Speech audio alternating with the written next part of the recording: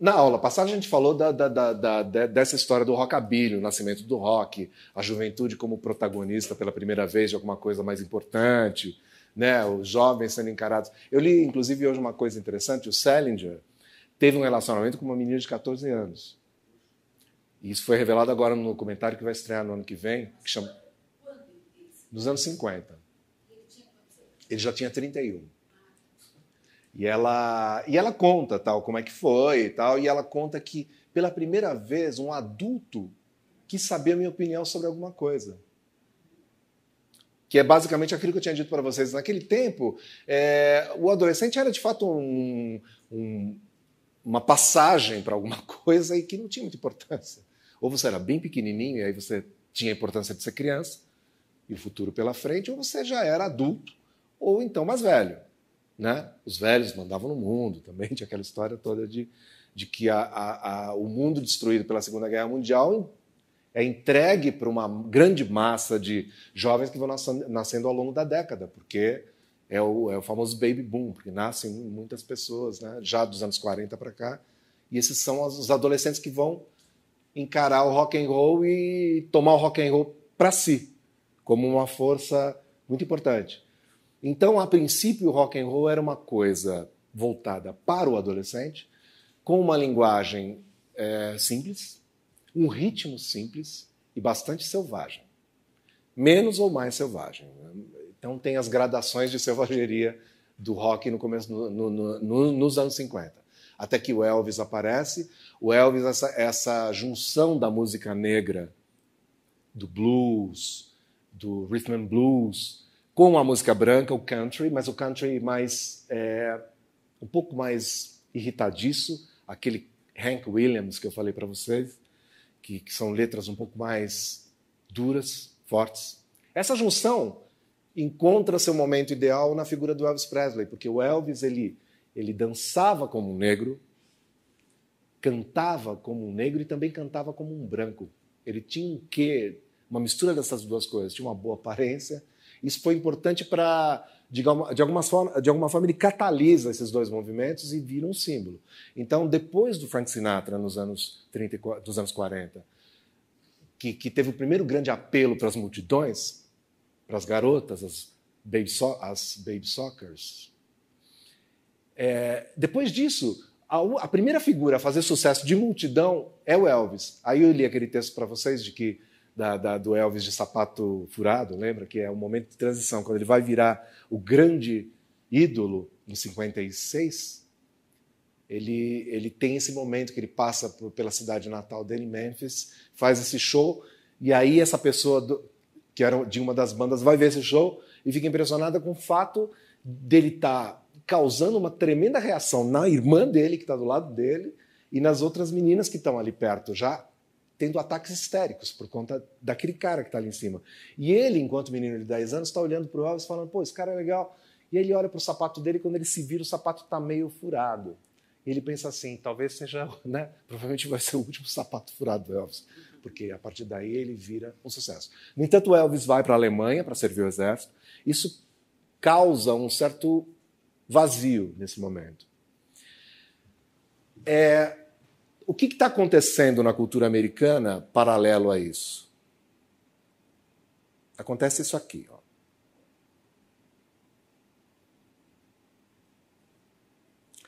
Ganhando corpo, a sofisticação de Bob Dylan, Beatles e companhia. É disso que a gente vai falar hoje.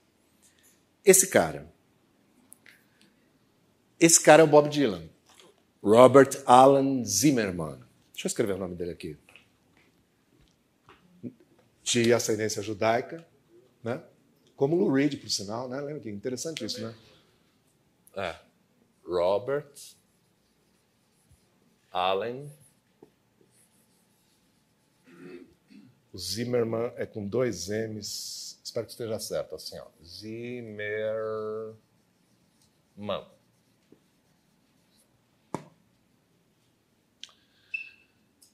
E ele é um garoto que nasceu em 1941, anotei a cidade aqui, ele nasceu em Duluth, Minnesota, de origem lituana e ucraniana. Na verdade, a família era de Odessa, que nessa época era União Soviética, não era Ucrânia, né? Mas depois hoje é Ucrânia. de ascendência judaica. Uma coisa que ele não fez muita questão durante a vida de assumir muito fortemente. Bob Dylan é um cara que teve até uma ocasião muito diferente, que ele assume o cristianismo, né? No final dos anos 70 e começo dos anos 80, ele vira um cristão e produz, inclusive, 3 discos voltados para essa faceta mais messiânica, assim, da personalidade dele. Mas antes disso, ele não era um cara que assumia a religião ou um comportamento que fosse voltado para a cultura judaica. O sonho dele, e aí nós temos a intersecção com o rock and roll, ele era um garoto, ele nasceu em 41. Se ele nasceu em 41, digamos, 51 tinha 10 anos, quando Elvis tinha 15, 16 anos, quando o rock é, de fato, um estouro. E ele começou querendo ser um astro de rock, o que é uma coisa... Mostra como essa intersecção entre esses ídolos dos anos 50 e 60 e dos anos 70 também era possível. Vocês vão perceber que todos eles têm uma ligação entre um e outro. Sempre tem. Ele assume o nome de Bob Dylan quando ele chega a Nova York, porque ele começa... E eu vou explicar o Dylan de onde veio. Mas ele na escola ele queria ser, sei lá, um Little Richard. Ele queria ser um astro de rock.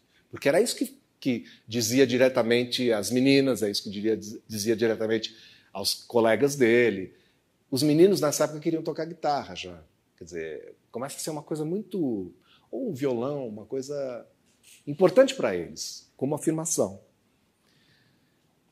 No entanto, assim, já no começo dos anos 60...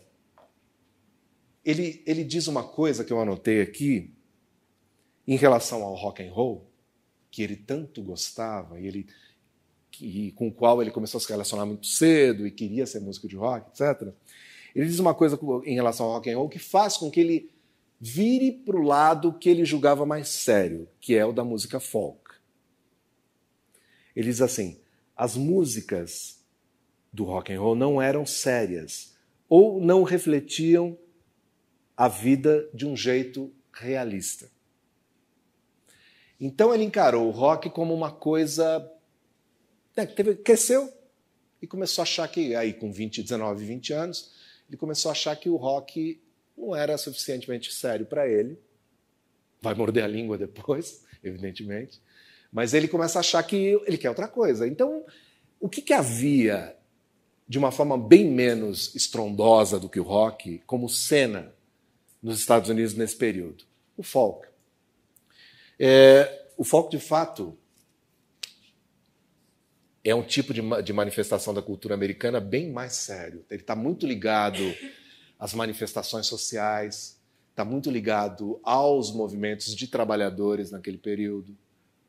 Ele já vem numa tradição desde os anos 30, dos grandes sindicatos, né, que foram se fortalecendo ao longo do tempo nos Estados Unidos de uma forma muito combativa em relação a um sistema. Quer dizer, os caras eles eram muito organizados, os sindicatos ainda são uma coisa muito organizada nos Estados Unidos, mas naquele período as grandes lutas estavam acontecendo. Na verdade, as grandes lutas em relação a sindicato e em relação à esquerda americana já vêm acontecendo desde o começo do século XX. Não sei se vocês já viram um filme chamado Reds, do Warren Beatty. Eu acho um filme ótimo, eu gosto muito, assim, porque ele conta a história de um dos grandes revolucionários americanos daquele período. Você percebe que os revolucionários americanos existiam de fato. Existia uma esquerda organizada nos Estados Unidos muito forte, um movimento anarquista muito forte. E ele, com aquele filme, você percebe que havia, inclusive, um cancioneiro ali. Uma música revolucionária, vamos dizer assim, que era voltada para esses movimentos sociais, de combate mesmo. Isso estava muito antenado com o que estava acontecendo no mundo naquele momento. E esse tipo de canção vai influenciar diretamente também grandes vertentes da folk music, porque os artistas de folk music Peter Seeger é um deles, enfim, tem vários, mas oi? O Woody Guthrie é esse cara. Esse cara é o mais, não sei se escreve assim, deve ser assim. Woody Guthrie é assim. Ó. Tem, Esta Terra é Minha Terra, né? Com David Carradine. Esse Woody Guthrie é um dos grandes músicos folk de todos os tempos. Ele era o grande ídolo do Bob Dylan, quando o Bob Dylan resolve que o rock não tinha a seriedade que ele aspirava. É o Woody Guthrie. Woody Guthrie era um cara que simplesmente cantava com seu violão e ia para todos os encontros operários, ia para onde sindicatos estavam, onde havia uma aglomeração de música, de gente de esquerda, o Woody Guthrie estava lá. Ele escreveu no violão dele estava escrito, bem toscamente assim, Máquina de Matar Fascistas. Máquina de Matar Fascistas.